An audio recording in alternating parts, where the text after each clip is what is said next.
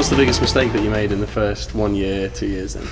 When you didn't know what you were doing? Biggest mistake. We made a lot of mistakes. Do you look back and like cringe at some stuff? Yeah, so hiring a team in a different country without anyone managing them, having never known them before, and not even being able to speak their native language was probably a mistake. I can see how that could be one. Yeah.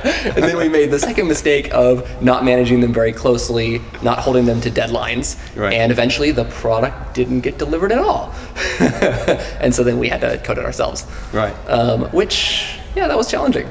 So why didn't you do that in the first place? What was the idea behind going with that team? We didn't know how to really how to build it, and so we built a prototype ourselves, and my co-founder was doing a lot of coding actually himself. But we wanted the interface for what we do was very complicated, and so we thought, hey, let's get someone else to build it. That'll be easier. Because you have to build like a full editor for the photos, the book. You got it.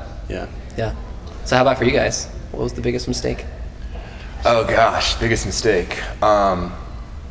I think we tried to release too much at once. So rather than starting with bits and slowly rolling out, we tried to do too much at once, which we changed after learning from our mistakes. And I think that's something that's really key in building a company is you're going to make mistakes. You have to be able to recognize those mistakes and adjust accordingly. I think so many times you want to just try and push through that wall, and it's next to impossible. You really have to identify how to make the minor adjustments to get to where you want to go. Right. And trying to do too many things at once, that's a mistake we've been making recently, actually. So I think early on we were good. It's tempting, right? Yeah, we were good at making something tiny initially, and then as it expands and people start using it, a million ideas start coming in, and you start wanting to say yes to all of them.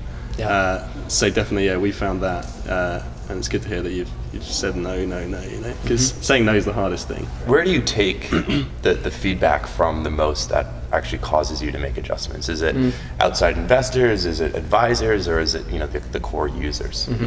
But the core users don't necessarily know what they want, or what they're asking for isn't necessarily right for you as a business. Like you do need to satisfy everyone that uses your product as best you can, but sometimes you need to focus on stuff that builds a company, not stuff that builds a product. Yeah, that's a good point, because I think everyone has opinions, right? And whether it's like I said, investors, advisors, users, team members, it's how do you sort of sift through that? And do you guys run it as a group decision making process, or is it you and your co-founders that are really making those decisions in the end?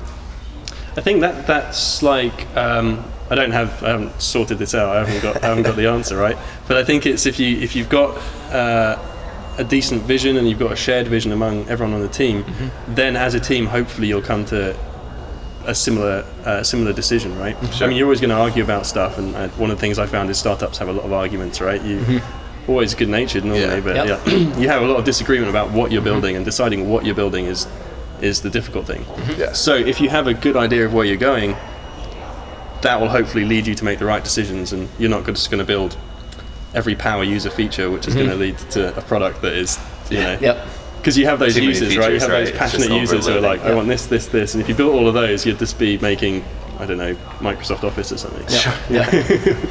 I totally agree. I think users will tell you what's broken.